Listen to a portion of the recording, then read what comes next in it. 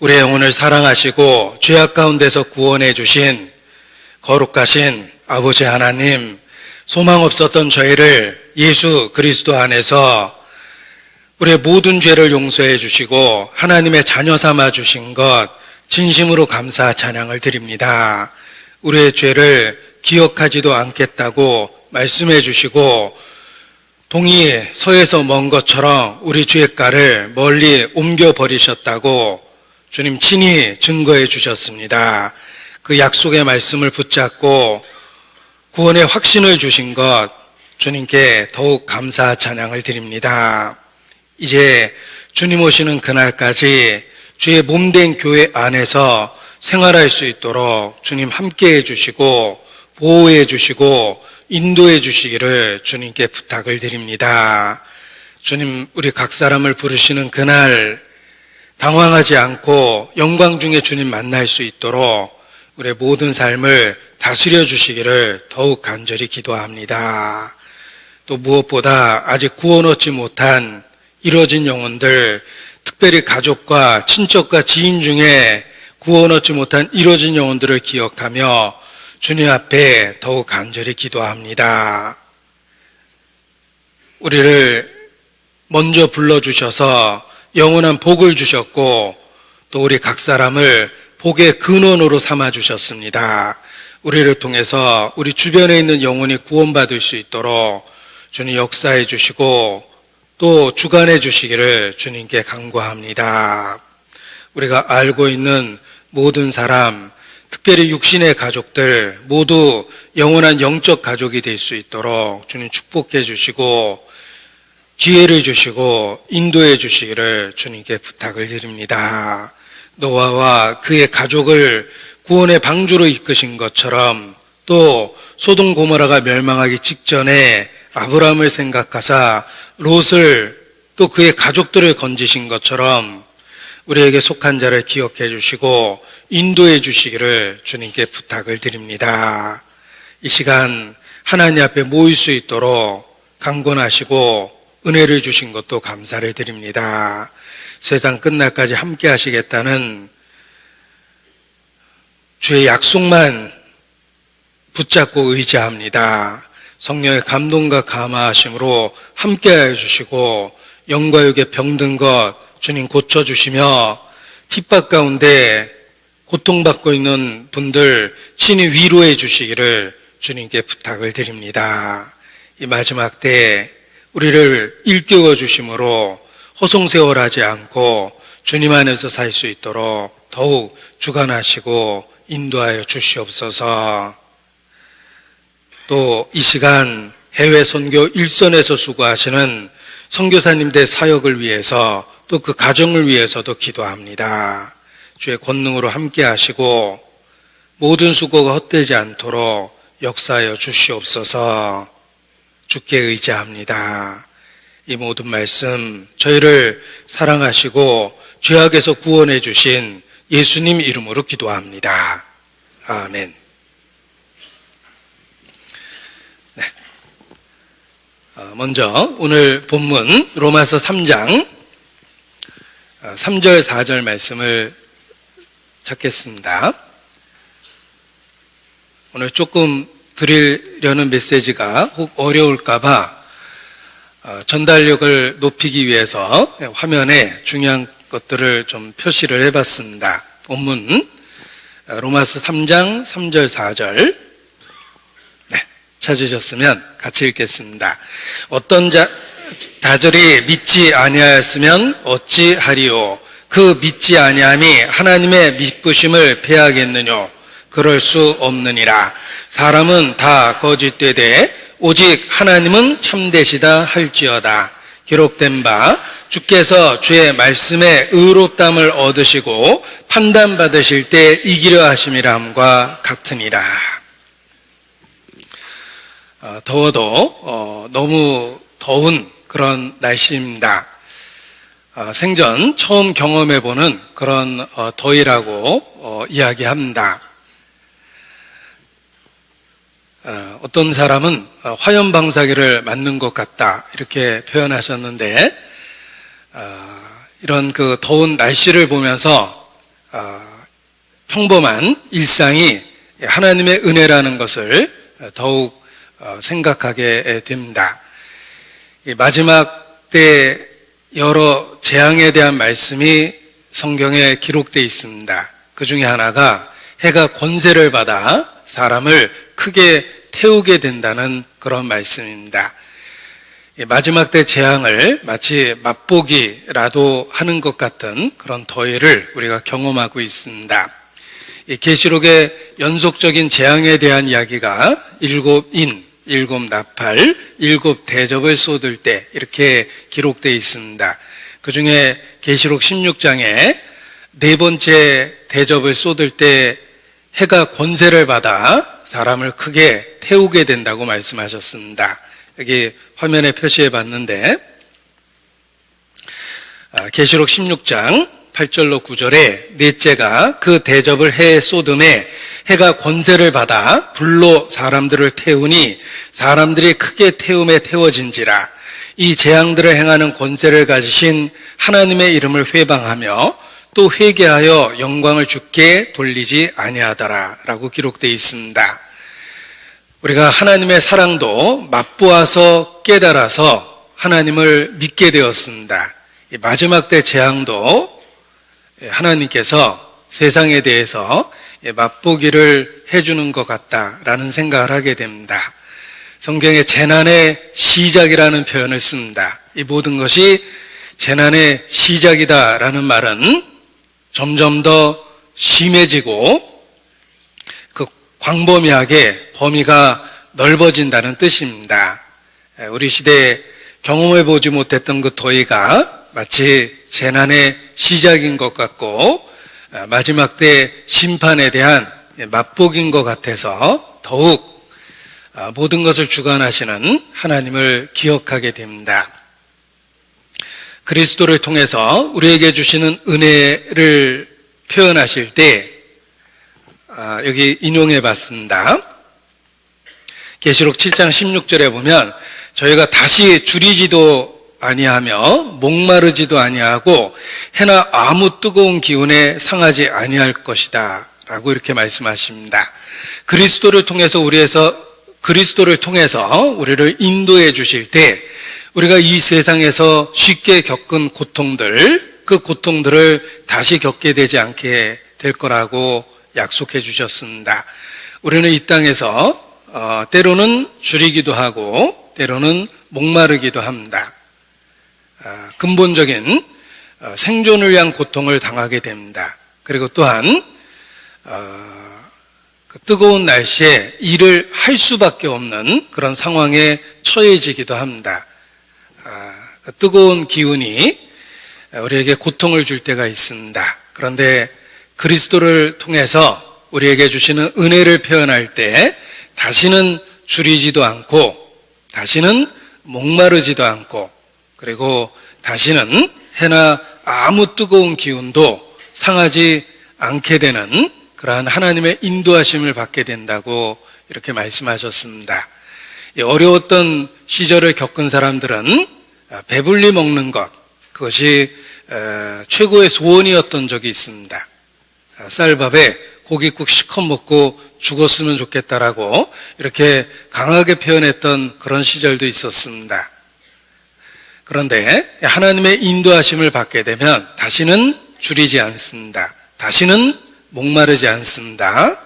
그리고 해나 그 어떤 뜨거운 기운에도 다시는 상하게 되지 않는다고 말씀해 주셨습니다. 우리가 생활하기 어려운 더위를 경험하면서 하나님의 은혜가 무엇인지를 자연을 통해서도 느끼게 됩니다. 그래서 일하기 정말 대낮에 법으로도 일을 금할 정도로 일하기 힘든 그런 무더위인데 이런 더위를 경험하면서 우리가 심판에 들어가면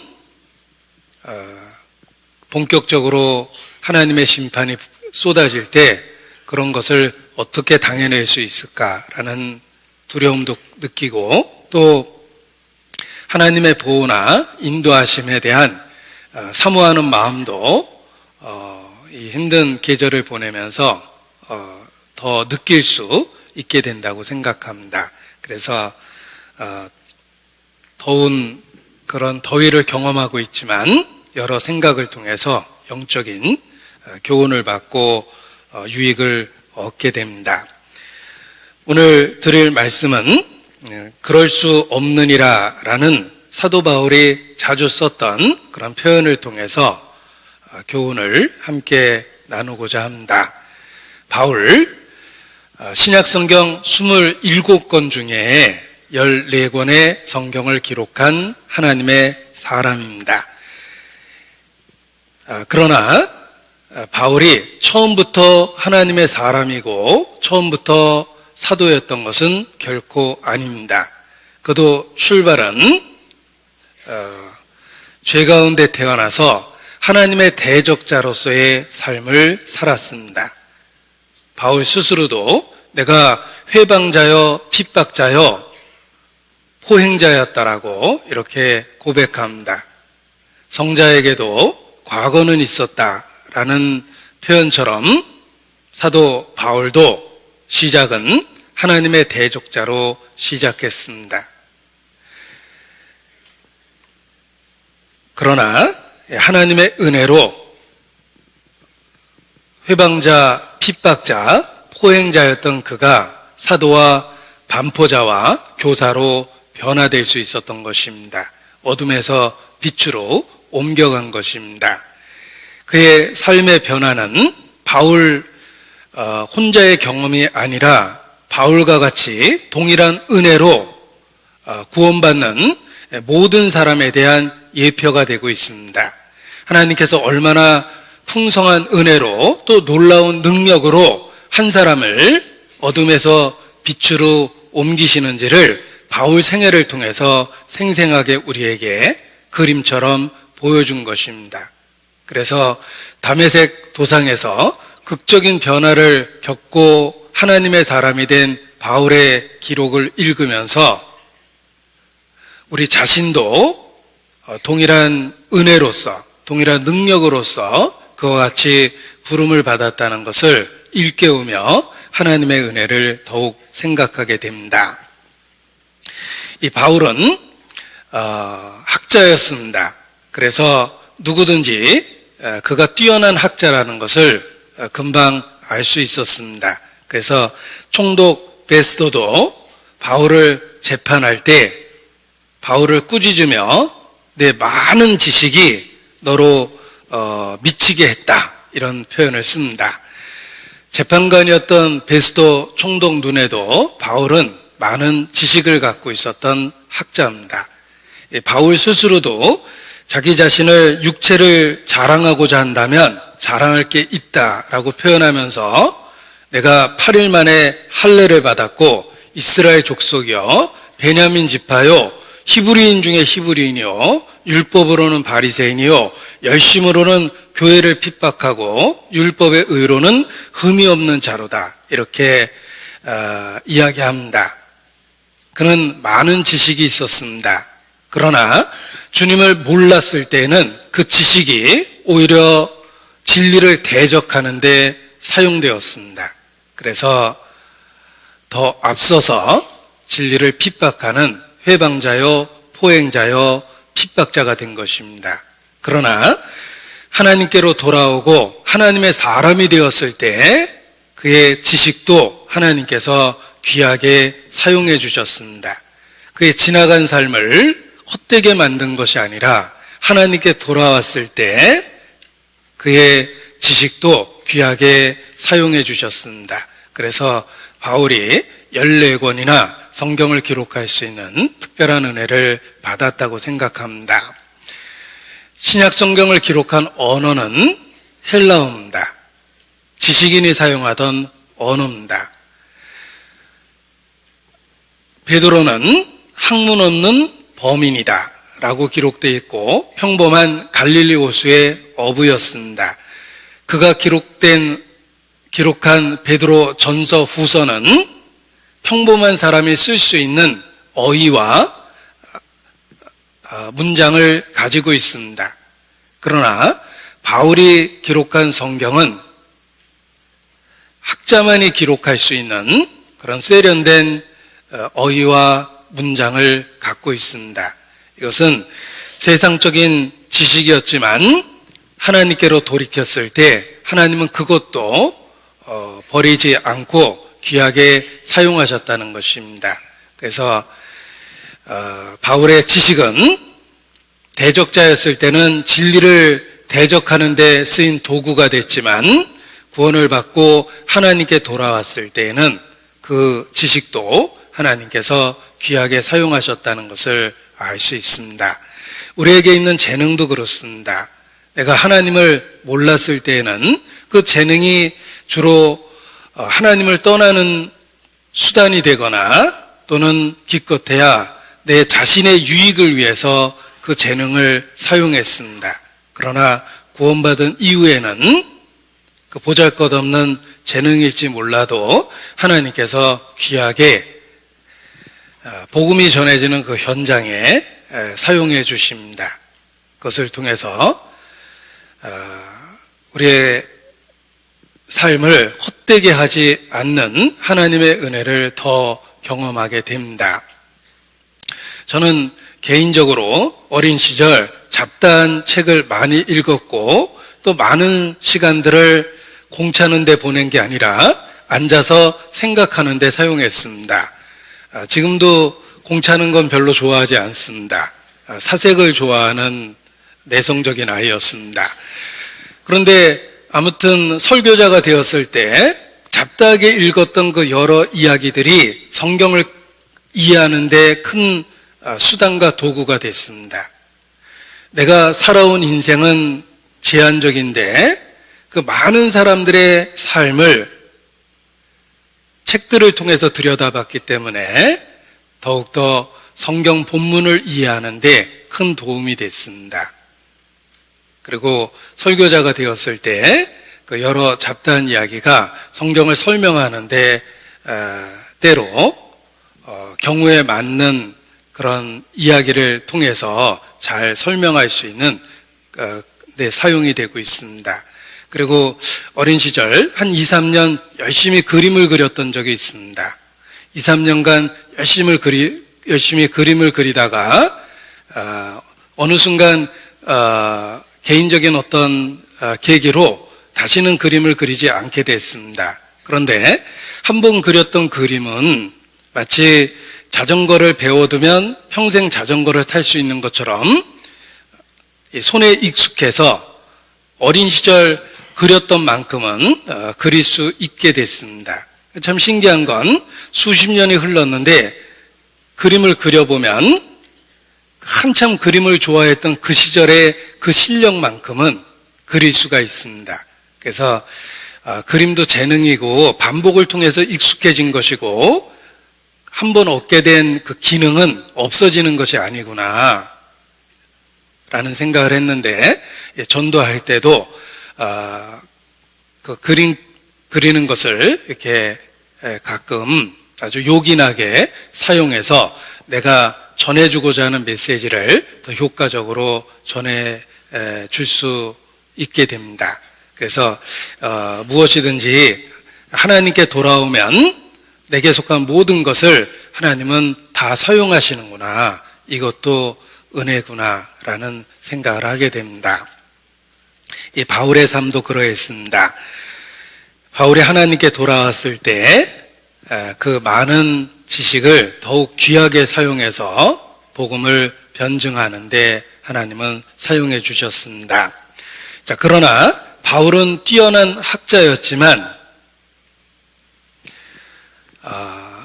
말을 하는 데 있어서는 그렇게 웅변적이거나 말을 잘하는 사람은 아니었다라는 생각을 하게 됩니다. 왜냐하면 성경에 바울을 비난했던 사람들이 했던 말 중에 고린도후서 10장 10절입니다.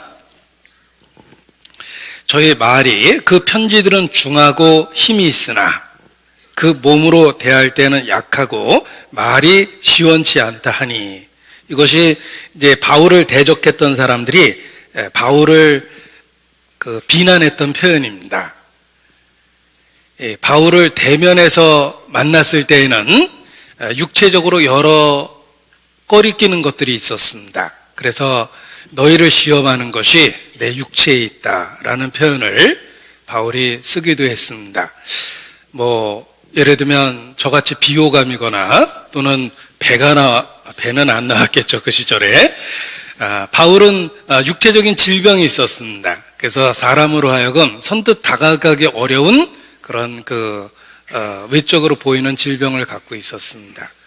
그래서 때로 바울을 사랑하는 사람들이 할 수만 있으면 눈이라도 빼어 주었을 것이다 라는 표현을 쓴 것입니다. 그래서 눈과 관련한 어떤 질병이 있지 않았는가 학자들은 이야기합니다. 아무튼 바울의 육체는 호감을 주는 그런 외적 모습은 아니었습니다. 그래서 대면했을 때, 몸으로 대할 때는 약하다라는 표현을 썼습니다. 그리고 말이 시원치 않다.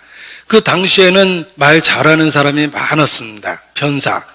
직업적으로 말을 해서 먹고 사는 사람들도 많았습니다.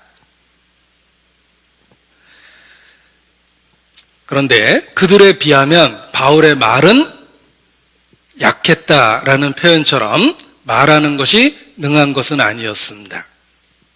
자, 그러나 중요한 것은 바울이 말을 웅변적으로 잘 했든 못했든 중요한 것은 바울이 전했던 것은 진리라는 것입니다.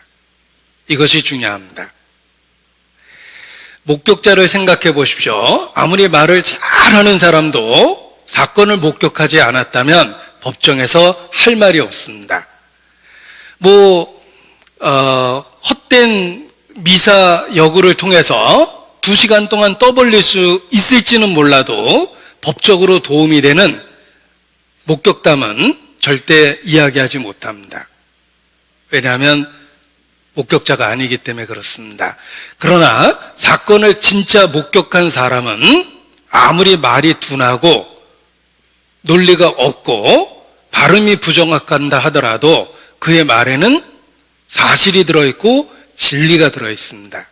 확실한 증인의 말은 힘이 있다라는 표현이 그런 뜻입니다. 바울은 말이 약했다라는 비난을 받았지만 그럼에도 불구하고 하나님께 귀하게 쓰임이 됐습니다. 바울에 의해서 초대교회에 얼마나 많은 교회가 개척되었습니까? 바울은 말에 있어서 약하다는 표현을 들었지만 그는 그 약한 언변을 갖고 진리를 전했습니다. 그리고 하나님은 그의 증언을 사용해서 사람들을 변화시킨 것입니다. 우리도 마찬가지입니다. 혹 자신이 말하는 데 있어서 익숙하지 않고 여러 장애를 갖고 있다 하더라도 중요한 것은 정말 그리스도를 만났다면 그리스도를 전해야 된다는 것입니다. 왜냐하면 확실한 증인이 되었기 때문입니다. 증인이 되었기 때문에 들은 것을 말해야 되고 본 것을 말해야 되며 체험했던 것을 나눠야 되는 것입니다. 그래서 우리가 전도하는 이유는 우리가 보고 들은 바가 있고 만진 것이 있고 체험한 바가 있기 때문에 그렇습니다. 그 하나만으로도 전도할 자격이 이미 있는 것입니다. 진리를 갖지 않고 말만 잘하는 사람들을 볼 때가 있습니다. 정말 말을 잘한다 라고 생각하고 다 받아 적어서 문장을 분석해 보면 논리적이고 철학적이고 문학적이고 설득력 있는 표현이 가득하지만 밑줄 긋고 읽다 보면 핵심이 없다라는 것을 보게 됩니다. 그저 아름다운 말의 말잔치입니다. 그러나 그 안에 핵심이 없습니다. 그러나 진리를 가지고 있는 사람은 그 마음에 그리스도의 비밀을 품고 있는 사람은 비록 말이 약하고 논리는 떨어지고 정확하지 않은 발음을 하고 전달하기 어려운 그런 화법을 갖고 있다 하더라도 잘 들어보려고 노력하면 그 안에 진리가 있다는 것을 깨닫게 됩니다. 우리가 참으로 본 바가 있고 들은 바가 있고 체험한 바가 있다면 전도할 자격이 있는 것입니다. 따라서 우리 보고 듣고 체험한 것을 우리는 우리의 언어로 주변의 사람에게 전해야 됩니다. 모든 사람에게 전해야 될 의무를 주께서 친히 주셨습니다. 제가 시간을 절약해 보기 위해서 여기 화면에 인용해 봤는데 고린도 후서 4장 13절 말씀입니다. 같이 읽겠습니다. 기록한 바 내가 믿는 고로 말하였다 한 것과 같이 우리가 같은 믿음의 마음을 가졌으니 우리도 믿는 고로 또한 말하노라. 내가 믿는 고로 말하였다. 우리가 세상에 대해서 말하는 이유는 우리 자신이 믿고 있기 때문에 그렇습니다. 믿는 모든 사람은 말해야 될 의무가 있습니다. 믿는 모든 사람은 말을 잘하든 못하든 반드시 말해야 될 의무가 있는 것입니다. 제 자신도 설교자가 될 때 내가 과연 설교자가 될 자격이 있는가라는 진지한 고민 속에서 말을 잘하고 못하는 것이 중요한 것이 아니다. 나는 본 것이 있고 들은 것이 있고 체험한 것이 있다. 주님께서 내게 보고 듣고 체험하게 하셔서 마음에 주신 믿음이 있습니다. 내가 참으로 믿는다면 그 믿는다는 이유 하나만으로도 전할 자격이 있는 것이다 라는 생각을 하게 됩니다. 본 것이 있기 때문에 법정에 서서 증언할 자격이 있는 것입니다. 혹 어린아이라 할지라도 심지어는 말을 못하는 벙어리라 할지라도 본 것이 있다면 수화를 통해서라도 전해야 될 내용이 있습니다. 우리가 세상에 대해서 전도에 힘쓰는 이유는 우리 자신이 믿고 있기 때문에 그렇습니다. 그래서 믿는 거로 말하노라 라고 세상에 대해서 이야기할 수 있습니다. 우리가 믿고 있기 때문에 우리가 말해야 될 의무가 있고 또 말하려고 노력하고 있습니다. 그것이 우리가 전도에 힘쓰는 이유라고 말씀드릴 수 있습니다. 오늘 본문을 다시 보겠습니다. 로마서 3장에 여기 바울이 그럴 수 없느니라 라는 표현을 썼습니다. 그럴 수 없느니라. 이 표현이 성경에 반복적으로 나옵니다. 몇 구절 보면 3장 4절에 보이시죠? 그럴 수 없느니라. 6절에도 비슷한 표현이 있습니다. 결코 그렇지 아니하니라. 9절에도 그러면 어떠하뇨? 우리는 나으뇨? 결코 아니라. 자, 바울이 즐겨 썼던 표현이라는 것을 알 수 있습니다. 이 그럴 수 없느니라 라는 표현을 이 바울이 자주 사용을 했습니다. 그 의미를 생각해 보면 여기 화면에 표시를 해봤습니다. 네.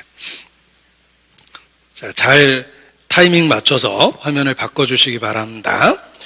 자, 여러분은 방송실이 긴장하고 있는지 긴장하고 있지 않은지를 화면을 통해서 꼭 확인해 주시기 바랍니다.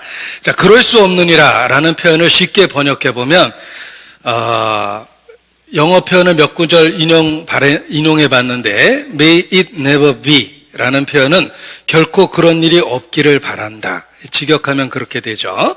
또 by no means 라고 번역을 하는데 결코 그럴 수 없다 라는 뜻입니다.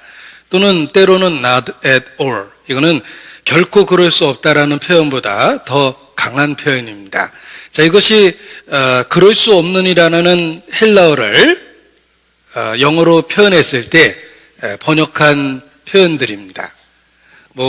표현은 다양하지만 한마디로 어떤 일이 일어날 가능성은 그런 가능성은 결코 없을 것이다 라는 그런 강한 의미를 나타냅니다. 바울이 왜 이런 표현을 즐겨 썼을까? 자, 우리는 사변이라고 그러는데 이 생각 저 생각이 마음대로 움직입니다. 어떤 이야기를 듣게 되면 그 이야기에 100% 집중이 되는 것이 아니라 이야기를 들으면서 전혀 엉뚱한 생각을 할 수도 있고, 또는 그 말과 표현이 계기가 되어서 다른 생각이 나기도 합니다. 이 생각 저 생각이 떠오릅니다. 우리 머리가 그렇게 움직입니다. 우리는 어떤 말씀을 들을 때 이런저런 생각을 하게 되는데, 때로는 그 생각이 유익할 수도 있지만 때로는 그 생각이 전혀 엉뚱하고 혼란만 일으키는 그런 생각이 우리 마음에 일어날 때도 있습니다. 이 바울이 그럴 수 없느니라 라는 표현을 언제 썼냐면, 인간의 쓸데없는 생각들, 논리들, 이런저런 생각이 떠오르죠.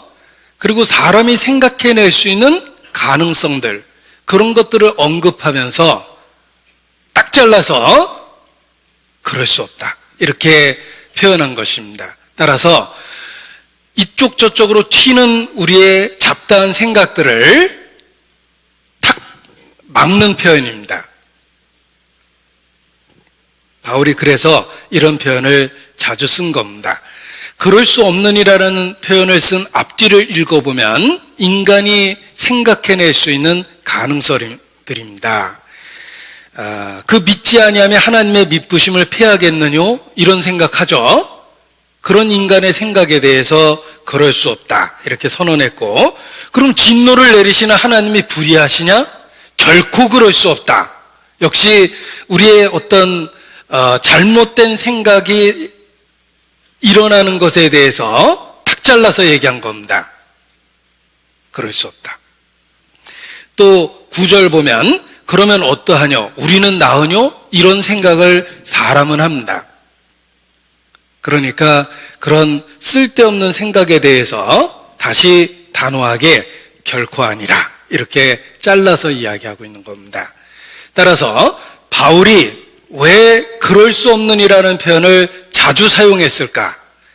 우리의 생각이 이쪽 저쪽으로 튀고 엉뚱한 생각을 오랫동안 해서 오히려 확실한 진리로부터 헷갈릴까 봐 생각을 탁 막아준 겁니다. 그때 그럴 수 없느니라 라는 표현을 바울이 사용한 것입니다. 우리는 그저 현학적이라고 그러죠. 그냥 지식적으로 이 생각 저 생각해서 스스로 단순한 진리를 어렵게 만듭니다. 설교자도 그렇습니다.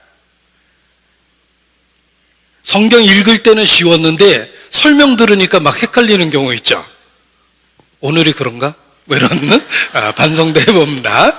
그러니까 쉬운 얘기를 설명을 들으니까 더 어려워지는 거예요. 그게 이제 대표적인 잘못된 겁니다. 그저 생각을 확장하면서 스스로 혼돈을 만든 겁니다. 그래서 공허한 토론을 한다든지, 아무 유익이 없는 토론으로 시간을 허비한다든지, 아니면 논리는 맞는데 전체적으로는 궤변인 경우가 많습니다. 논리적으로는 어떻게 하자 잡기가 어려운데 전체적으로는 말도 안 되는 쓸데없는 궤변을 일삼을 때가 있습니다. 특히 전도하다 보면 완고한 불신자들의 마음의 생각이 그렇습니다. 그들의 생각하는 방식이, how to think, 생각하는 방식이 혼란스럽고 공허하며 혹 현학적이고 논리적일 수는 있지만 아무 유익이 없는 궤변일 때가 많다라는 것입니다. 유대인들이 그랬습니다. 그들은 작은 바늘을 보며 천사를 하나님이 이 위에 몇 명이나 올려놓을 수 있을까? 이거 갖고 며칠 동안 토론하기도 합니다. 또 하나님이 전능하시다면 무엇이든지 하실 수 있을 텐데, 그렇다면 하나님은 자신이 들 수 없는 돌을 만들 수 있을까? 만들 수 있지, 전능하면. 그런데 들지 못하면 그건 전능한 게 아니잖아. 이런 말장난 갖고 하루 종일 인생을 허비하고 했습니다. 그런 쓸데없는 생각, 변론, 논쟁, 유익이 없는 것들 또는 분명한 거짓으로 판명될 수밖에 없는 이야기를 오랫동안 나누는 것, 그런 생각이 들 때마다 바울의 외침을 들어야 됩니다. 그럴 수 없느니라. 우리의 쓸데없는 생각을 탁 막아주는 겁니다. 그래서 바울이 왜 이런 표현을 자주 썼을까? 우리는 인생을 쓸데없는 생각이나 논리나 아무 유익이 없는 변론 가지고 족보적인 논쟁, 끝없는 신화에 대한 이야기들, 이런 이야기 갖고 인생을 낭비하고 더 중요한 경건을 무시하면서 혹 살 수 있다는 것입니다. 그래서 성경에 대한 질문을 받을 때 어떤 분은 꼭 필요한 해결해야 될 문제에 대한 질문을 하지만 혹 어떤 질문은 아무리 많이 이야기해도 경건에는 전혀 도움이 되지 않고 변론만 되는 것을 찾아서 질문을 하는 경우도 있습니다. 인생을 낭비하는 거예요. 그런 쓸데없는 생각이 이쪽 저쪽으로 퍼질 때 바울의 외침을 들어야 됩니다. 그런 생각을 확장되는 걸 막아주는 거예요. 그럼 하나님이 불의하신 건 아닐까? 그럴 수 없다. 생각을 딱 끊어야 돼요. 그래서 바울이 이런 표현을 자주 사용한 겁니다. 자, 로마서에 표시하고 고린도후서 10장 5절 말씀을 찾겠습니다. 고린도후서 10장 5절 말씀입니다. 제가 고린도후서 10장 5절 화면에도 표시했습니다. 같이 읽어보죠. 모든 이론을 파하며 하나님 아는 것을 대적하여 높아진 것을 다 파하고 모든 생각을 사로잡아 그리스도에게 복종케 하니. 어떤 진리에 대해서 우리는 수없이 많은 질문을 떠올리고 유익한 질문과 의문도 있지만 때로는 단순한 진리를 혼란스럽게 만드는 생각이 꼬리를 물 때가 있습니다. 또 진리와 다른 이야기를 우리가 세상에서 많이 듣게 됩니다. 그러면 명확한 진리도 헷갈리게 됩니다. 그저 해석의 방법 중에 하나는 아닐까? 이런 혼란을 경험하게 됩니다. 아주 명확한 진리라 할지라도 반대되는 의견을 자꾸 듣다 보면 명확한 진리가 더 명확해지는 게 아니라 혼란을 일으킬 때가 있습니다. 그럴 때 모든 이론을 파하고 하나님 아는 것을 대적하여 높아진 것들을 파하고 모든 생각을 사로잡아 진리, 그리스도에게 복종케 하는 게 필요합니다. 그래서 쓸데없는 사변이 우리 머릿속에 가득할 때 그럴 수 없느니라라는 표현을 통해서 생각이 확장돼서 혼란이 일어나는 것을 막아야 되는 것입니다. 이 바울이 이 표현을 어디다 썼는지 한번 보죠. 이 로마서 3장의 내용을 보면 하나님의 선하심과 역사하심과 같은 하나님의 속성, 섭리, 경륜에 대하여 의문을 제기하는 사람들에 대해서 단호하게 그럴 수 없다라는 말로 변론을 끊어버린 겁니다. 자, 하나님의 속성. 하나님은 진선미성의 존재입니다. 하나님은 빛이십니다. 참되고 착하고 아름답고 거룩합니다. 하나님의 속성이에요. 그 하나님의 속성을 이야기할 때 영원하다는 표현을 씁니다. 변하지 않는다는 뜻이에요. 그리고 하나님은 그 속성에 의거하여 행동을 하시기 때문에 그의 역사하심은 공평하고 선하고 진실할 수밖에 없어요. 하나님의 섭리에는 악이 없어요. 하나님은 이 세상을 다스리시는데 그걸 어려운 말로 경륜이라고 합니다. 하나님의 경륜에는 그 어떠한 악이 없어요. 하나님은 악을 통해서 사람을 시험하지 않습니다. 선하시기 때문에. 사람이 악해서 악의 시험을 받는 거지 하나님 스스로 악으로 사람을 시험하진 않습니다. 하나님은 의롭고 거룩하며 선하시기 때문에 그렇습니다. 그런데 이런 하나님의 선하심에 대해서 사람들은 반론을 제기합니다. 그래서 로마서 다시 보시면 3장 3절 어떤 자들이 믿지 아니하였으면 어찌하리요. 하나님의 섭리가 있습니다. 명확한 섭리가 있습니다. 하나님은 유대인을 택하시고 그들에게 말씀을 맡기셨습니다. 그들에게는 특별한 특권을 주신 것입니다. 그러나 이러한 사실을 모든 사람이 받아들이진 않습니다. 어떤 사람은 대놓고 그러한 하나님의 섭리를 부정합니다. 이게 그런 뜻입니다. 어떤 자들이 믿지 아니하였으면 어찌하리요. 그 믿지 아니함이 하나님의 미쁘심을 패하겠느뇨? 하나님은 참되다라고 선언했는데 그 사실을 다 받아들이는 건 아니라는 거예요. 마치 하나님이 뭔가 잘못된 일을 하고 있는 것처럼 생각한다라든지 아니면 하나님이 인류 역사에 음모를 꾸미고 있는 것처럼 오해한다라든지 그런 사람이 혹 있다는 것입니다. 믿지 않는 사람이 있다면 그렇다고 하나님의 미쁘심이 패하겠느뇨? 그럴 수 없다. 사람이 이해를 못하는 거지 하나님이 틀릴 리가 없다라고 그럴 수 없다라는 표현 속에서 단호하게 선언하고 있는 것입니다. 우리가 혹 우리의 생각이 하나님을 대적하는 쪽으로 흐른다면 그럴 수 없다라는 말로 다 끊어야 돼요. 그 어떤 경우에도 하나님은 진실되고 참되시고 선하시고 공평하세요. 내가 잘 이해를 못하는 거예요. 현재의 상황에 대해서. 그래서 그런 쓸데없는 생각이 일어날 때 그럴 수 없다라는 말로 다 끊어야 됩니다. 모든 생각을 사로잡아 진리에 복종시켜야 돼요. 그것이 믿는 사람이 해야 될 태도입니다.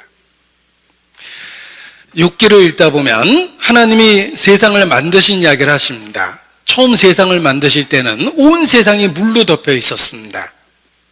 그래서 물에서 나와 묻이 성립했죠. 육지가 드러난 것입니다. 온 세상에 물로 둘러싸여 있던 그때 교만한 물결이 육지까지 다시 들어오려고 합니다. 그때 하나님은 창조주로서 명령하십니다. 내 교만한 물결이 여기까지 오고 넘어가지 못할지니라. 그 순간 흐르던 물결이 멈췄습니다. 그게 해안 가가 된 거예요. 절대로 육지를 넘어오지 못하게 한계를 정하셨습니다. 하나님의 능력입니다. 저는 그 말씀을 생각을 그리스도에게 복종케 한다라는 말에 그대로 적용을 해봤습니다.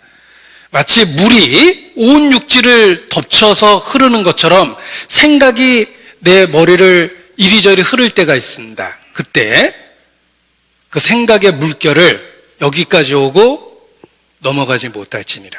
한계를 딱 정해야 돼요. 하나님의 말씀을 붙잡고 하나님은 선하다 라는 말씀을 붙잡고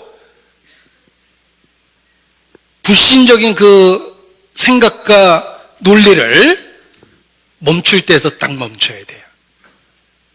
내 교만한 물결이 여기까지 오고 넘어가지 못한다.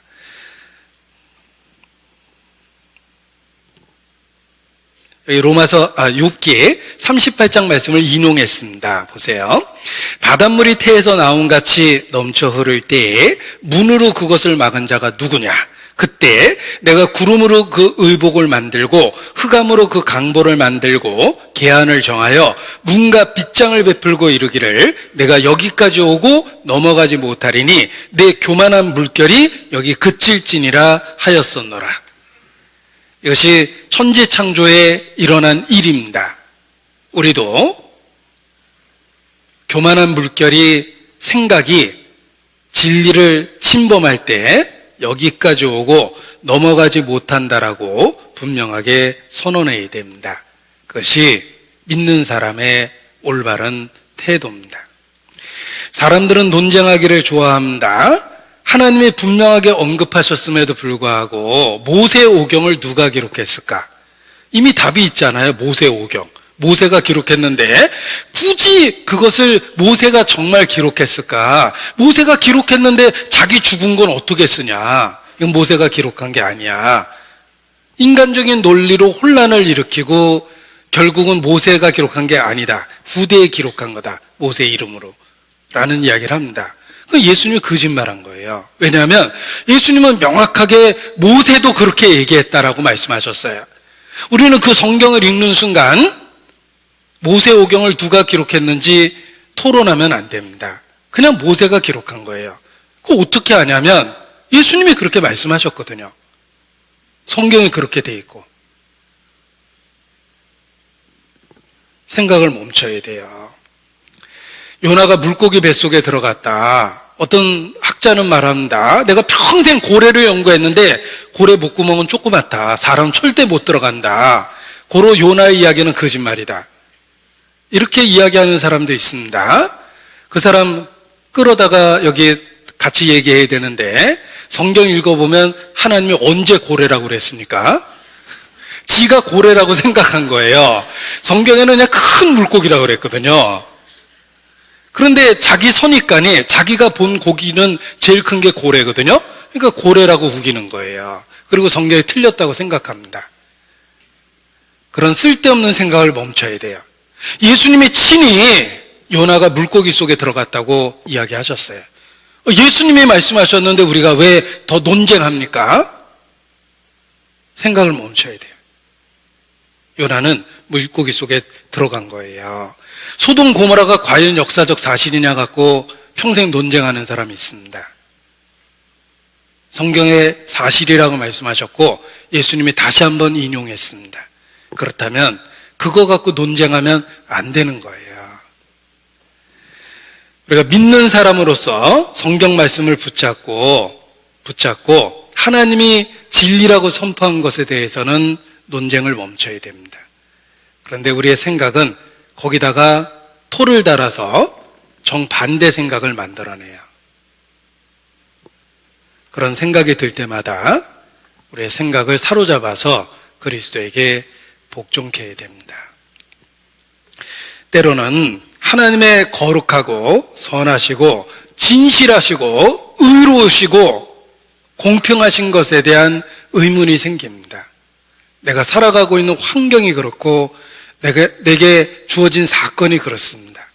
그러나 분명히 알 것은 내가 잘못 생각하고 있는 거예요. 하나님의 뭔가를 잘못하는 건 절대 아니라는 거예요. 내가 잘못된 거예요. 그러면 진리가 보이기 시작합니다. 근데 거꾸로 하나님이 뭔가 잘못한 것처럼 그런 식으로 생각해버리면 더 불신에 빠지고 혼란에 빠지고 찬양을 잃어버리고 하나님을 원망하게 됩니다. 하나님의 선하심에 대한 그 어떤 의문도 제시하면 안 됩니다. 예수님을 죽인 유대인들은 하나님께서 내가 너희를 사랑하였노라 라고 말씀하실 때 그들은 하나님이 어떻게 우리를 사랑하셨나이까 하는도다 이렇게 말대답을 합니다. 하나님이 거짓말 하셨겠습니까? 사랑한다고 하셨으면 진짜 사랑하는 거예요. 네가 못 느끼는 것뿐이지 진실은 정말 사랑하고 있는 겁니다. 그런데 유대인들은 자신들의 무지를 무기 삼아서 주께서 어떻게 우리를 사랑하셨나이까 이렇게 말대답을 합니다. 그러면 안 되는 거예요. 우리가 하나님이 말씀하신 사실에 대해서는 무조건 받아들여야 됩니다. 때로 우리의 상황이 현실과 다르게 보인다 하더라도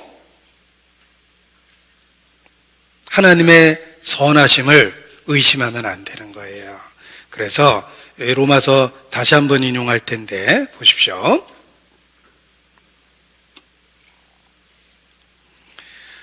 로마서 3장 4절 말씀입니다. 사람은 다 거짓되되 오직 하나님은 참되시다 할지어다. 사람이 틀리지 혹 하나님이 틀렸겠느냐? 절대 그렇지 않다는 뜻입니다. 기록된 바 주께서 주의 말씀에 의롭다함을 얻으시고 판단받으실 때 이기려 하심이니람과 같으니라. 사람이 틀린 거지 하나님이 틀린 게 아닙니다. 자, 덧셈 뺄셈 9구단 다 외운 아이가 있습니다. 대단한 자부심이 생겼어요. 난 9단까지 다 외웠어. 나는 뺄셈도 하고 나누기도 할 수 있어. 그 아이가 어느 날 대학에서 전공자들이 보는 수학책을 봤더니 삼각함수가 잔뜩 써 있습니다. 이게 무슨 수학책이야. 수학은 이런 게 없어. 라고 생각하면 어리석은 거예요. 자기가 모르는 또 다른 더 차원이 높은 수학의 세계가 있습니다.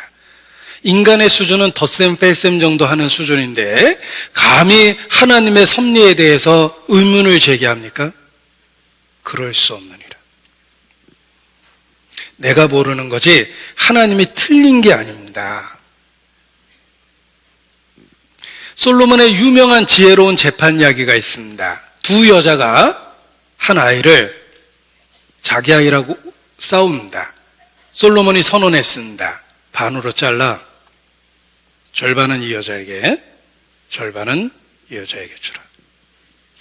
만약에 제가 그 재판 현장에 있다가 그 순간 바깥으로 튀쳐나왔어요. 저것도 재판이라고 하냐? 그리고 바깥으로 튀쳐나와서 평생 솔로몬 욕하고 다녔어요. 내가 그 현장에 있었잖아, 재판할 때. 야, 솔로몬 무식하대. 애를 반으로 자르라 그러대. 어리석은 거죠? 재판을 끝까지 지켜보면 솔로몬의 지혜에 감탄했을 거예요. 그 지혜 속에 정말 하나님이 계시구나라는 걸 깨닫고 솔로몬을 왕으로 인정했을 겁니다. 하나님의 사람이거든요. 그런데 재판 중간에 튀쳐나와서 평생 솔로몬을 욕한다면 정말 어리석은 사람입니다. 사람이 그래요. 우리가 기껏 살아봤자 몇십 년 살았는데 그 지혜와 지식과 경험을 갖고 감히 하나님의 속성을 판단합니다. 그게 얼마나 큰 죄입니까? 이성 없는 짐승 같아서 본능으로 아는 그것으로 멸망하며 알지 못하는 것을 회방한다. 죄예요. 내가 틀린 거지 하나님이 틀린 게 절대 아닙니다.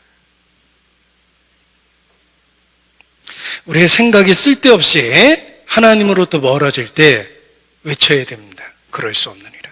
하나님은 참되십니다.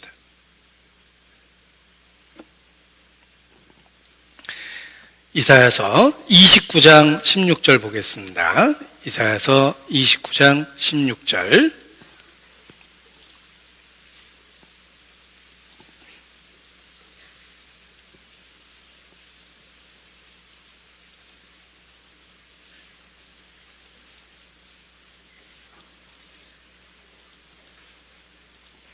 자, 화면에 표시했습니다. 너희의 패리함이 심하도다.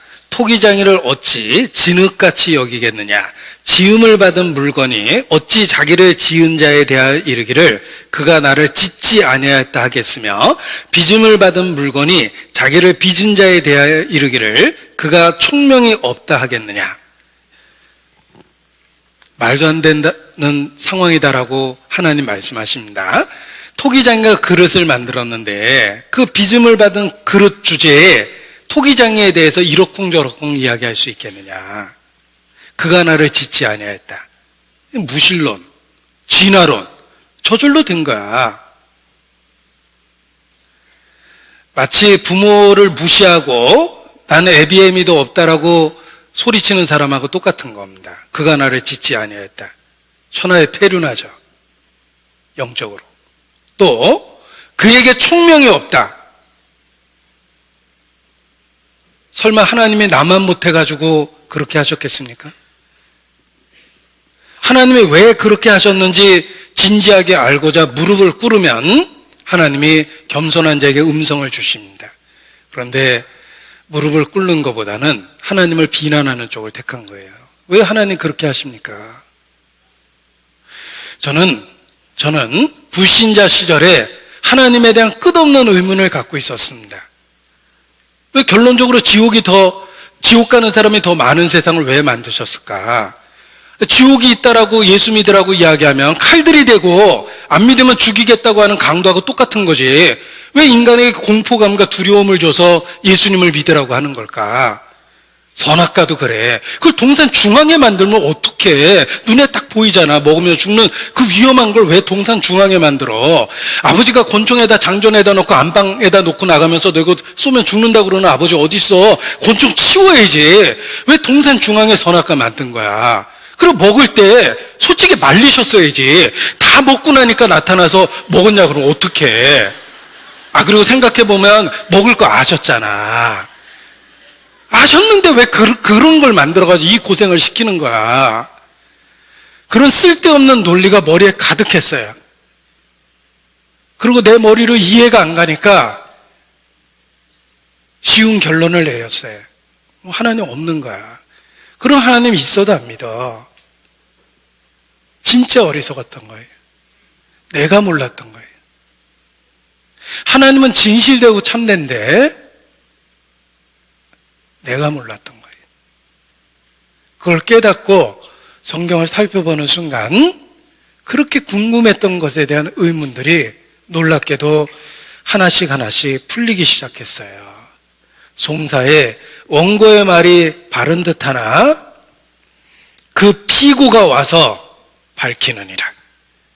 성경 말씀을 듣기 시작했을 때 나의 무지가 하나님에 대한 오해를 만들어냈다는 걸 확실히 알았어요. 사람이 거짓된 거구나. 내가 틀린 거구나. 그러면 그렇지. 하나님은 참되시고 의로우신데 내가 그 하나님의 섭리를 잘 이해를 못한 거구나 라는 걸 알았어요. 욥이 그렇습니다. 욥이 왜 하나님의 사람이니까? 욥은 설명할 수도 없고 이해할 수도 없는 고통을 받았어요. 욥의 아내의 대사는 딱 하나입니다. 하나님 욕하고 죽어. 이게 욥의 아내가 하는 말이에요. 욥이 다 좋은데 장관 잘못 간 것 같아요. 근데 아무튼 그때 욥이 정말 믿음의 말을 합니다. 우리가 당신의 말이 어리석은 여자 중에 하나의 말과 같소. 우리가 하나님께 복을 받았는데 재앙도 받지 아니하겠소. 하나님의 선하심이 있다라고 생각한 거예요. 이해할 수는 없지만. 하나님은 내가 겪고 있는 상황이나 사건을 이해하라고 말씀하시는 게 아니에요. 믿으라고 얘기하는 거예요. 내 머리로는 우리가 겪는 상황과 사건이 이해가 안 돼요. 설명이 안 돼요. 그러나 하나님은 믿으라고 말씀하세요. 하나님은 진실되고 선하고 의롭고 공평하거든요. 게다가 하나님은 인자가 아니십니다. 변개하지 않으세요. 그 진실됨이 결코 변하는 게 아닙니다. 내가 모르는 거예요. 그것을 인정하면 많은 의문들이 풀리기 시작합니다. 그래서 하나님은 우리가 겪는 일을 다 설명은 안 해주시지만 믿으라고는 말씀하세요.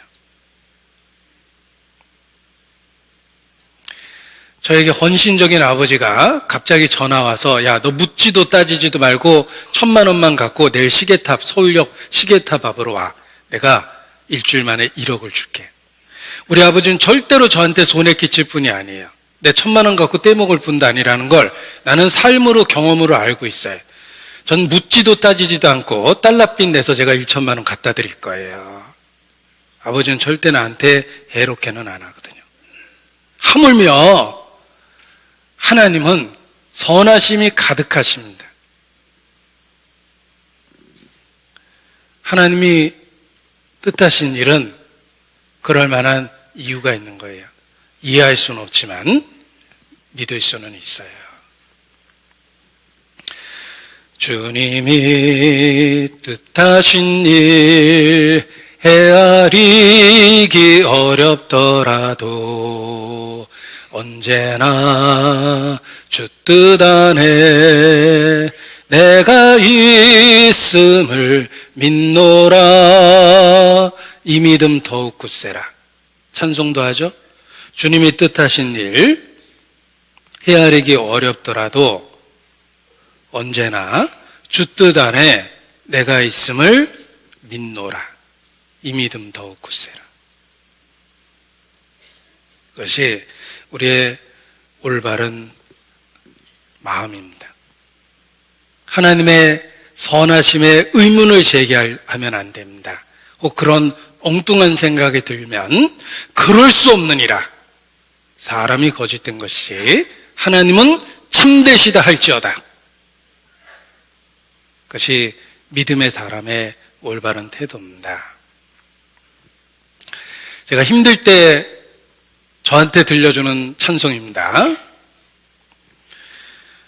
내가 걷는 이 길이 혹 굽어돌 수 있어도 내 심장이 울렁이고 가슴 아파도 나 여전히 주님을 신뢰하는 까닭은 하나님은 실수하지 않으심일세. 내가 걷는 이 길이 혹 굽어돌 수 있어도 내 심장이 울렁이고 가슴 아파도 나 여전히 주님을 신뢰하는 까닭은 하나님은 실수하지 않으신다네. 이미 그리스도를 통해서 하나님의 신실하심을 경험했기 때문에 이해할 수는 없어도 믿을 수는 있는 겁니다. 따라서 하나님의 선하심과 진실하심에 대한 의문이 들 때 우리도 외쳐야 됩니다. 그럴 수 없느니라.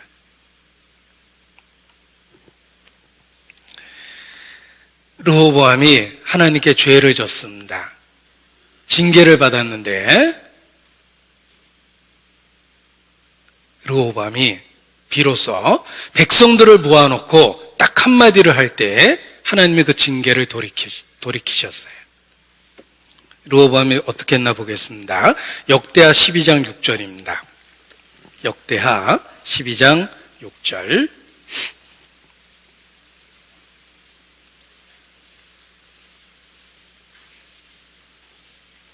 역대하 12장 6절.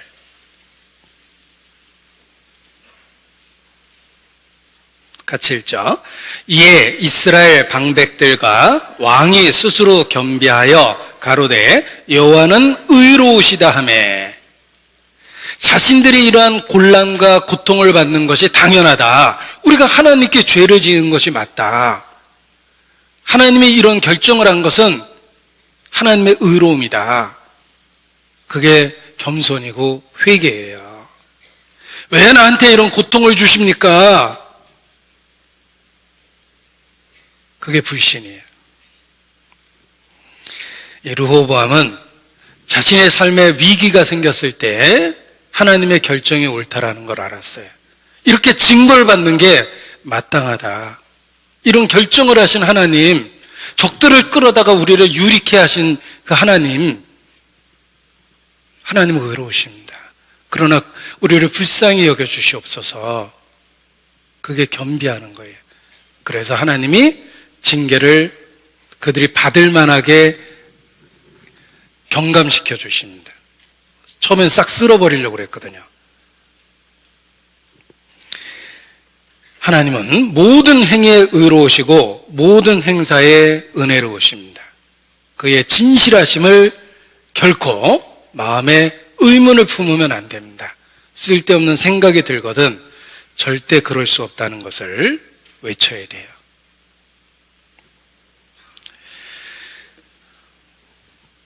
그리고 두 번째, 바울이 그럴 수 없다라는 표현을 쓴 두 번째를 찾아보도록 하겠습니다. 로마서 3장 31절입니다. 로마서 3장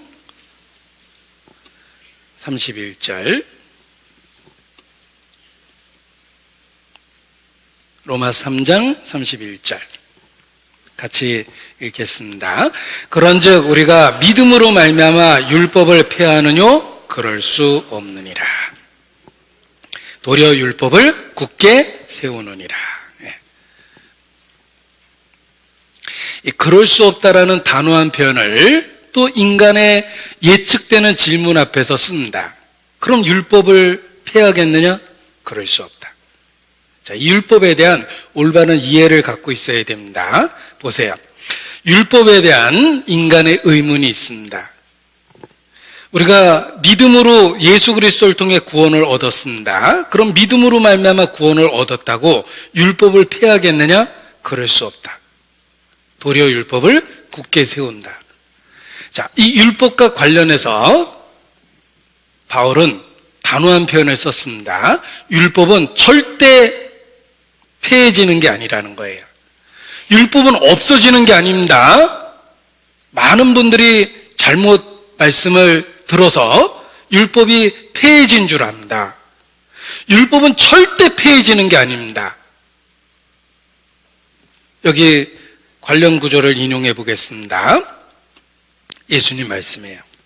마태복음 5장 18절에 진실로 너희에게 이르노니 천지가 없어지기 전에는 율법의 1.1핵이라도 반드시 없어지지 아니하고 다 이루리라. 보십시오. 율법은 없어지는 게 아니라 다 이루어지는 거예요. 절대 없어지는 게 아닙니다. 하나님은 자신의 의롭고 거룩함을 타협하거나 포기하지 않습니다. 율법은 하나님의 거룩함과 의로움에 대한 선포예요. 하나님은 자신의 성품을 절대로 바꾸질 않아요. 따라서 율법은 없어질 수 없는 것입니다. 그럼 반드시 이루어져야 되는 거예요. 이 구약시대에 메대와 바사의 법이 있습니다. 메대와 바사. 바사는 페르시아라고 읽히죠? 메대와 페르시아라는 이중 왕국이 있었는데 메대가 페르시아에 흡수됐어요. 따라서 역사에는 페르시아만 나와요. 이 페르시아에는 법이 있습니다. 왕이 만든 법은 절대로 없어지지 않습니다. 그래서 성경 읽다 보면 이런 표현이 나와요. 다니엘서에도 나오는데 보세요. 메대와 바사의 변개치 아니하는 규례를 따라 절대 없어지지 않는 법이 있었는데 다니엘서 6장 15절에 보면 왕의 세우신 금령과 법도는 변개하지 못할 것이니라. 왕 자신도 자기가 만든 법은 지켜야 되는 거예요. 그게 법 개념이에요. 우리 박근혜 대통령이 탄핵된 이유는 헌법의 수호자가 대통령이에요. 그런데 헌법 수호의 의지가 없다예요. 대통령으로서 자격을 잃어버린 거예요. 대통령이 법을 안 지키면 누가 법을 지킵니까? 하나님은 입법자입니다. 재판자예요. 자신이 만든 법을 반드시 지켜요. 하나님은 율법을 없애질 않아요. 율법은 지켜지는 거예요. 그러니까 믿음으로 구원 얻었다고 율법이 없어지는 게 아니에요. 율법은 다 지켜져야 되는 거예요. 보십시오. 내가 천국 간다라는 근거가 뭐냐면 예수님은 율법을 다 완전하게 지키셨어요. 그 예수님의 의로움을 나에게 준 것이고 내가 어겼던 율법은 예수님의 죽음으로 해결을 한 거예요. 그래서 그리스도의 죽음 속에 나의 죽음이 포함되어 있던 거예요. 예수님이 끔찍하게 죽은 것은 율법을 이루신 거예요. 죄삭은 사망이라는 율법을 이루신 거예요. 완전하게 지키신 거예요. 그리고 나에게 그 예수님이 지킨 완전한 의로움을 나한테 준 겁니다. 내가 천국 가는 근거가 율법이라는 거 아십니까? 오해하기 십상인데 잘 들으셔야 됩니다.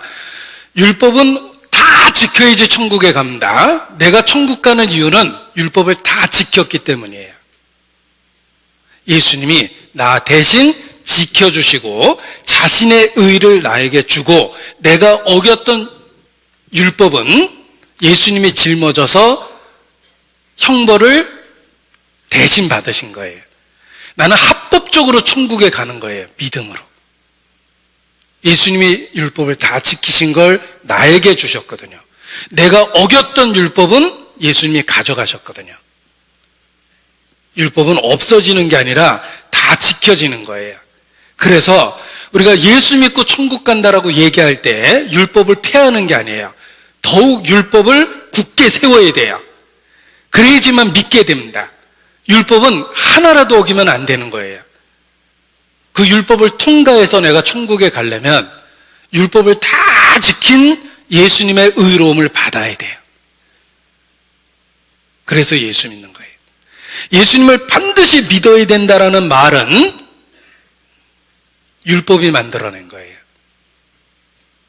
여러분, 예수 천국, 불신 지옥, 그 말이 율법이 만들어낸 거예요. 반드시 율법은 다 지켜야지 천국 가요. 그러니까 예수 믿어야 되는 거예요. 예수님 안 믿으면 율법이 그를 범죄자로 정해요. 그래서 지옥 가는 거예요. 율법은 폐해지는 게 아니다. 그래서 바울이 아주 단호하게 이야기한 거예요. 우리가 믿음으로 말미암아 율법을 폐하느뇨? 그럴 수 없느니라. 도리어 율법을 굳게 세우느니라. 예수님은 율법을 폐해서 천국에 우리를 데려가는 게 아니라 율법을 지켜서 우리를 천국에 데려가는 겁니다. 그래서 보세요. 로마서 10장 4절인데 같이 읽겠습니다. 그리스도는 모든 믿는 자에게 의를 이루기 위하여 율법의 마침이 되시니라. 그리스도는 율법을 다 지킨 거예요. 그리고 그 자신의 의로움을 나에게 주신 거예요. 그래서 합법적으로 내가 천국에 갈 수 있게 하신 겁니다. 율법은 폐해지는 게 아니에요. 우리가 율법이 얼마나 단호하고 엄격하며 하나라도 폐해지는 게 아니라는 것을 세상에 선포해야 됩니다. 그래서 예수 믿을 수밖에 없는 거예요. 우리가 예수 믿고 천국 간다라는 말이 율법이라는 법 아래서 이루어진 거라는 걸 아셔야 돼요.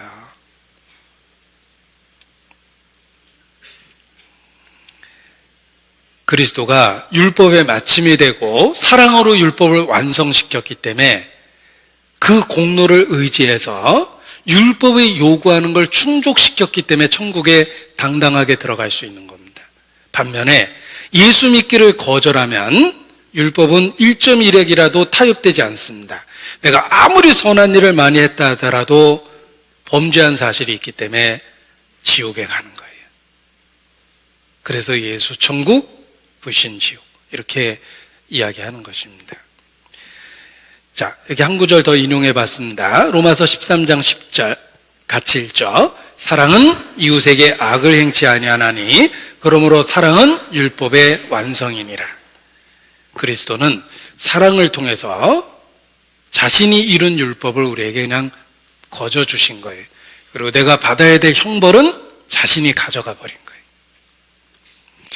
그래서 율법은 폐해지는 것이 아니라 충족되고 완성되는 것이다. 따라서 우리가 율법을 분명하게 붙잡아야지만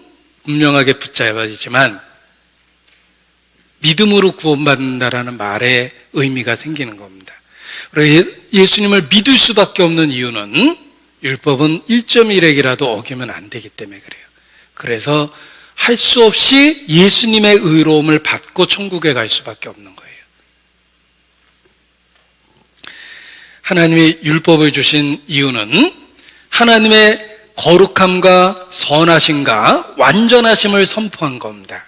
그리고 그 앞에 인간이 얼마나 죄가 가득한지를 조목조목 지적해낸 거예요.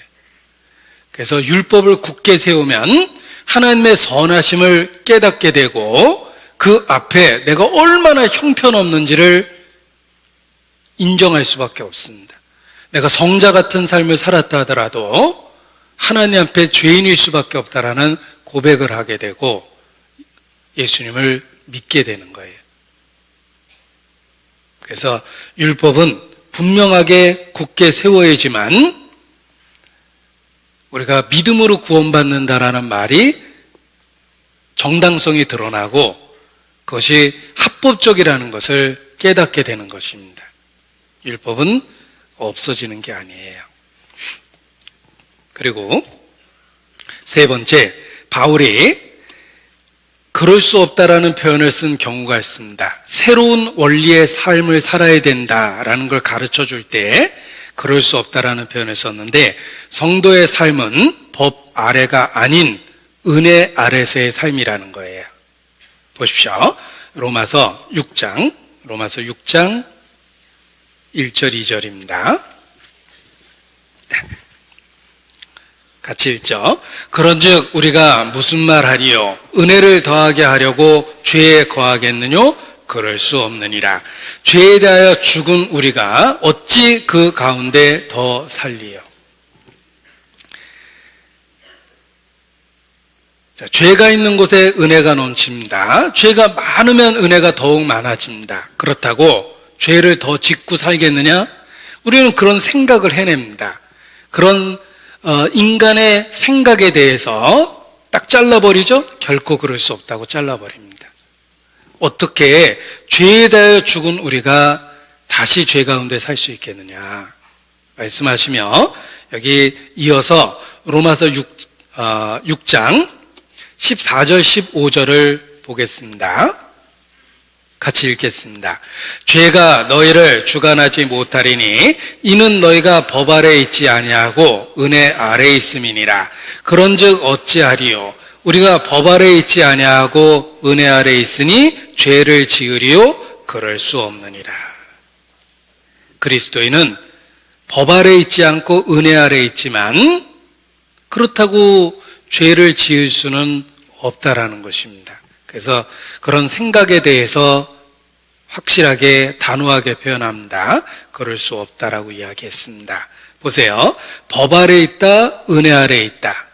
우리가 예수님을 믿기 전에는 법 아래에 있었어요.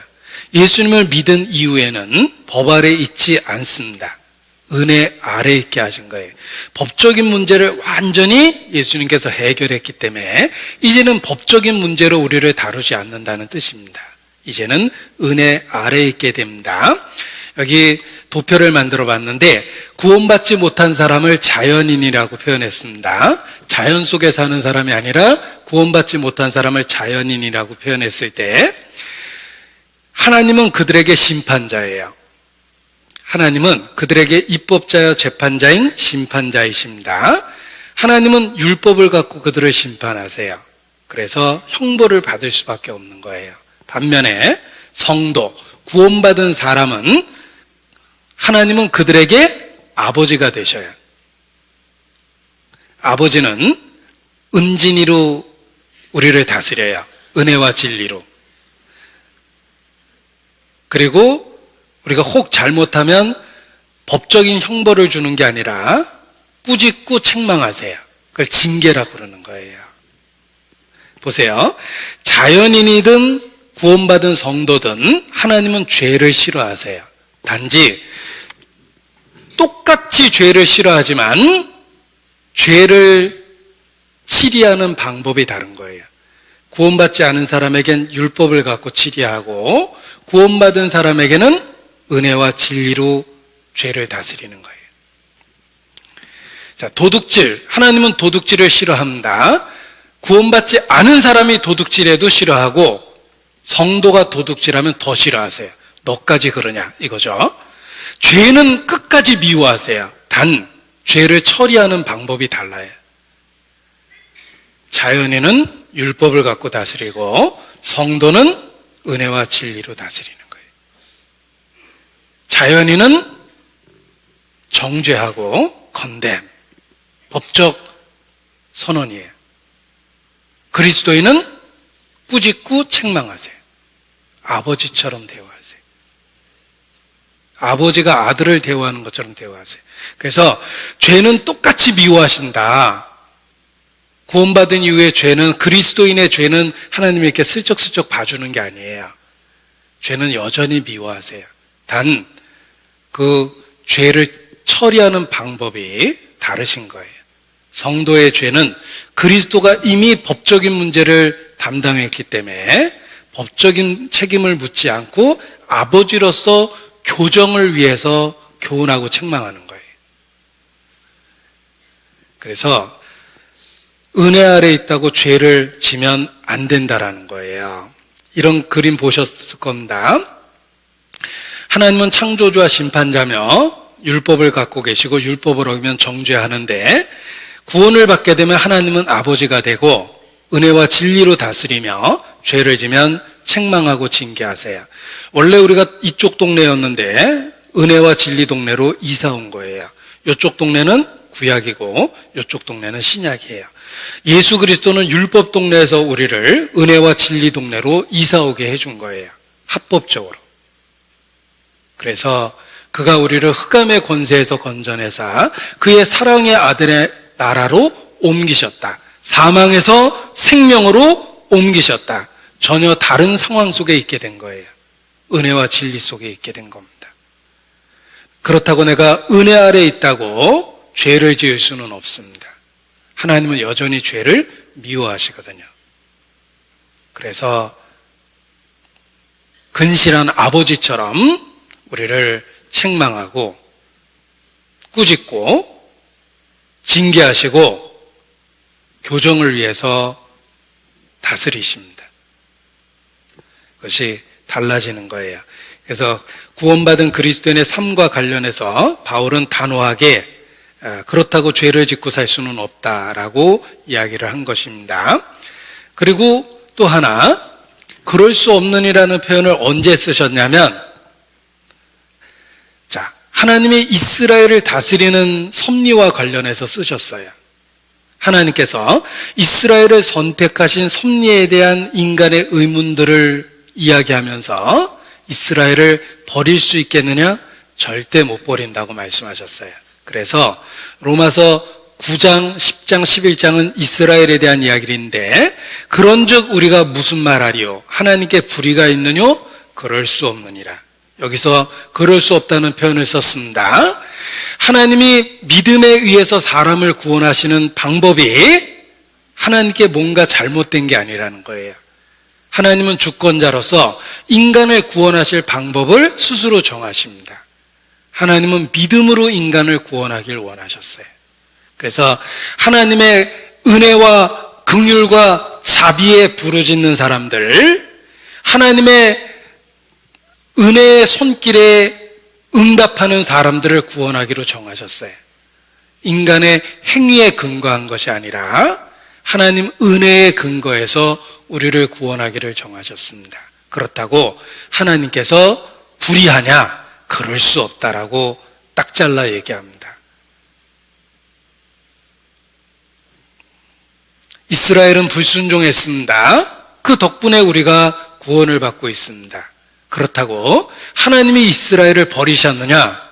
그럴 수 없다라고 선언합니다. 보십시오. 여기 로마서 11장 11절 같이 읽겠습니다.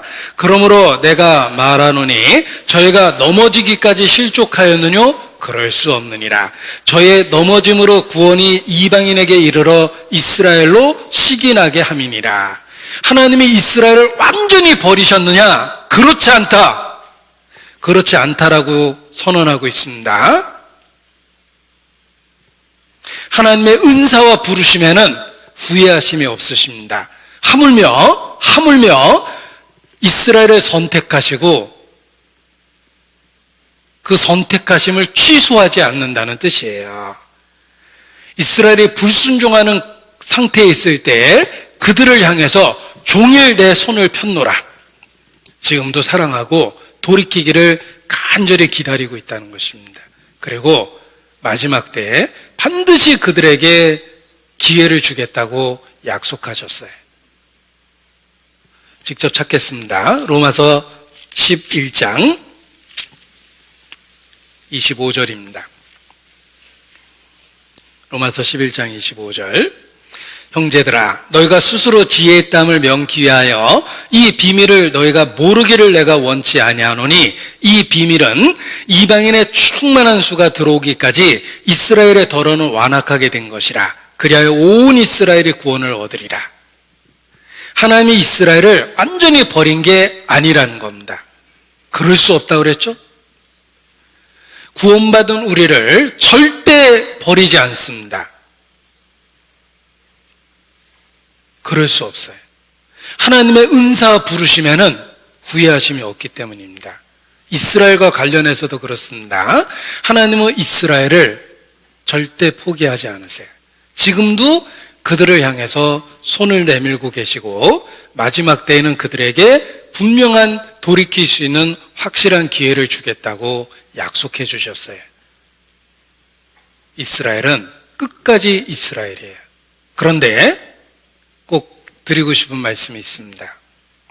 구약시대에 이스라엘에게 주셨던 모든 축복을 교회에게 주셨다라고 주장하는 것이 대체신학이라고 그래요. 여기 제가 써놨는데, 대체신학이라는 말은 처음 들어보셨다 하더라도 그런 유의 이야기는 들었을 거예요. 교회가 구약의 선민 이스라엘을 새롭게 대체했다라는 주장이며, 이스라엘은 구약시대에 끝장나 버렸다는 거예요. 예수님을 죽이는 순간 그들은 아무런 의미가 없게 됐다. 이러한 주장은 지난 2000년 동안 사람들 마음에 심겨졌습니다. 왜? 이스라엘이 없었거든요, 지상에. 그런데 성경은 마지막 때 이스라엘이 문자적으로 회복될 거라고 말씀하셨습니다. 사람들은 대체신학에 눈이 가려서 그 구절을 무시했어요. 영적이고 비유적이라고 우겼습니다. 그런데 20세기 우리 시대에 정말 이스라엘이 돌아왔어요. 그런데도 자신들의 잘못됐다는 생각을 교정하기는커녕 잘못된 주장을 지금도 강력하게 펼치고 있습니다. 그래서 히틀러가 크리스찬을 자부하면서 유대인을 죽인 거예요. 그들의 의미는 없다라는 거예요. 구약시대에 사라졌다는 거예요. 카톨릭이 대체신학을 붙잡고 유대인이 했던 제사 행동을 미사를 통해서 그대로 재현합니다. 자기들은 제사장이고 대제사장이고, 잘못된 교리가 나오고, 가까이에는 신천지라든지 안상홍이라든지 14만 4천이 됐다고 주장하는 사람들이 생겨요. 자기들이 영적 이스라엘이래요. 대체신학이 그들의 눈과 귀를 막아버린 거예요. 대체신학은 마귀가 성경을 보지 못하게 만든 겁니다. 이스라엘은 끝까지 이스라엘이에요. 하나님은 이스라엘을 버리시지 않습니다. 지금도 기다리고 있고 마지막 때 반드시 기회를 줍니다. 우리 시대에 이스라엘이 회복됐어요. 그들이 예수님을 믿기 시작한 역사가 미미하다가 우리 시대에 갑자기 15,000명으로 늘어났어요. 14만 4천 중에 15,000원은 있다는 거죠. 정말 마지막 시대예요. 이츠학 카둘이라는 가장 존경받는 유대 랍비가 108세로 죽었어요. 유서를 썼습니다. 내가 쓴 유서는 반드시 1년 이후에 개봉해라. 1 year after my death. 나의 죽음 이후 1 year. 1년 후에 개봉해라. 유언을 그렇게 했습니다. 1년 뒤에 유서를 개봉했어요. 나는 메시아를 만났다. 내가 만난 메시아, 그의 이름은 놀랍게도 예수라고 써놨어요. 엄청난 충격이 됐습니다. 이스라엘 사람에게. 자기들이 존경했던 108세에 죽은 랍비가 노년에 그리스도를 본 거예요. 우리 시대에 유대인 중에 예수 믿는 사람이 늘어나고 있습니다. 주님 오시는 발자국 소리가 들리지 않습니까? 그런데도 아직도 이스라엘은 영적이고 비유적이고 모든 축복은 자기들에게 있다라고 주장하며 시대의 표적을 무시하는 사람들이 있어요. 진짜 어리석은 거예요. 이스라엘은 끝까지 이스라엘이에요. 그들은 하나님에 의해서 선택됐고 결코 버림받지 않습니다. 그래서 마지막 때 14만 4천 유대인들이 구원받는 역사가 일어납니다. 그리고 그들이 교회에 합류되는 거예요. 초대교회 유대인이 교회에 들어온 것처럼. 여기 그럴 수 없느니라라는 표현이 바울이 즐겨 썼던 표현입니다. 아주 중요한 진리를 이야기하며 그럴 수 없다라는 표현을 즐겨 사용했습니다. 우리도 쓸데없는 생각이 꼬리를 물 때 멈춰야 될 곳에서 그럴 수 없다라고 외치고 생각을 정리하셔야 됩니다. 또 성도로서 해서는 안 되는 범죄에 대한 유혹을 받을 때 그럴 수 없다라는 말로 죄의 유혹을 끊어버려야 돼요. 하나님의 성전인 이 육체를 갖고 창기의 지체를 만들겠느냐? 그럴 수 없느니라. 죄의 달콤한 유혹 앞에서 결코 그럴 수 없다라는 외침을 통해서 유혹을 끊어버리셔야 돼요. 마지막 때 하나님께서 우리에게 그리스도를 분명하게 나타내 주시고 확실한 믿음을 주셨어요. 혹 세상이 우리의 간증을 조롱할지 몰라도 그리스도의 죽음과 부활은 내가 비로소 구원받았다라고 담대하게 간증하게 만들어줍니다. 그 확신은 하나님이 주신 거예요. 그리고 그 확신을 붙잡고 우리를 혼란케 하는 쓸데없는 생각, 달콤한 유혹 앞에서 그럴 수 없다라는 말을 붙잡고 신앙을 지켜야 됩니다. 주님 곧 만날 것이기 때문에 그렇습니다. 기도하시겠습니다. 거룩하신 아버지 하나님, 우리의 연약함을 하나님 앞에 고백하고 때마다 또 일마다 주의 은혜와 능력을 사모하고 기다립니다. 주님 앞에서는 그날 부끄러움 없이 영광 중에 주님 만날 수 있도록 우리의 삶을 다스려 주시고 또 잘못된 가르침 앞에 그럴 수 없다라는 단호한 결단 앞에 올바른 진리를 붙들고 살 수 있도록 도와주시기를 주님께 부탁을 드립니다. 또 은밀하고 달콤한 유혹 앞에서도 결코 그럴 수 없음을 일깨워 주심으로 유혹에 대하여 승리하고 깨끗한 간증을 지킬 수 있도록 도와주시기를 주님께 부탁을 드립니다. 주께 의지합니다. 고마우신 우리 구주 예수님 이름으로 기도합니다. 아멘.